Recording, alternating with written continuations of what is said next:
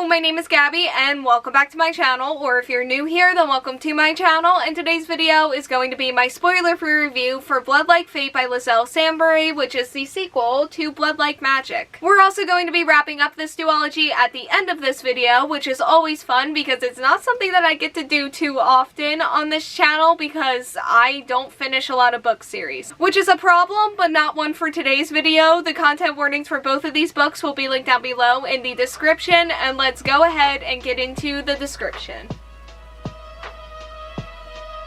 Blood Like Magic is a debut that follows our main character Voya, who is given the task to sacrifice her first love in order to save her family's magic during her calling, which is a trial that every witch must pass in order to obtain their powers. We are going to start off this video with just like my quick thoughts about Blood Like Magic. This was a book that took me 4 months to read. It is mostly my fault that that happened, and by mostly I mean like 95% my fault. I tried to annotate it. It was a bad idea. But when I was actually reading this book, I had a good time with it. I really liked our main character and I loved the relationships. The setting didn't work for me all of the time and the story did take a little bit too long to come together for me. But you know, it was an overall positive experience by the end of it. So going into Blood Like Fate, based off of the ending of book 1, I was most excited for the relationships in this book because the ending of that book was what it was, and it definitely really complicated and even destroyed some of those relationships that I really loved. So I was really looking forward to diving into that in Blood Like Fate, and dive we did.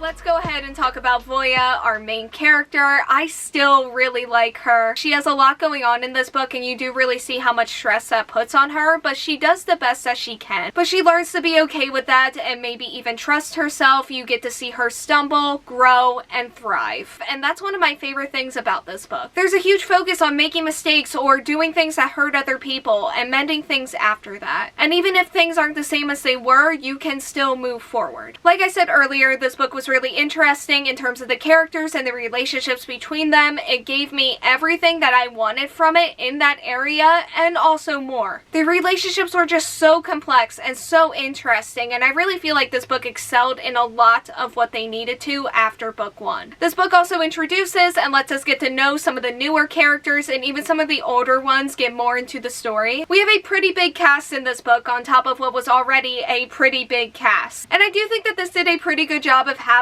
all of those characters and not making it feel overwhelming, because it could have easily. This book also has a huge focus on grief and shows how the characters are impacted by that. This is a story that has a lot of dark things in it, from the history of our main character's family members to things that are happening in the present timeline. And where I may have struggled with some of the sci-fi elements and the setting in the first book, I didn't really struggle with it this time around. They're still not my favorite, but I've accepted them. I still, of course, really love all of the witchy elements. We do get a really good look into the witch community in this book, which was cool and fun and again really complex. As for the story itself, it may not have taken me 4 months to read, but it was about a month, and unfortunately the story just did take too long for me to get going. Like the last 100 pages or so I really loved, and looking back there were a lot of moments that I really liked in hindsight and some that I even did really like while I was reading it, but there was just a lot that felt like it dragged by, and I just wish that the pacing was different, or maybe even the structure of the story. And I don't know, there were just so many things outside of what felt like the main storyline that I really loved and appreciated, and compared to those moments it just felt like that main storyline just didn't live up to those. But when it got good, it was good, and it feels kind of weird to be saying all of this because I feel like the opposite was almost true for book 1, where I liked that main storyline and felt like it trailed off the path a little too much. Blood Like Fate is going to be a 3.75 out of 5 stars for me, but the moments that I really loved in this book were like full-on, full 5-star moments. Like this book had what has to be some of my favorite things out of this entire series in it.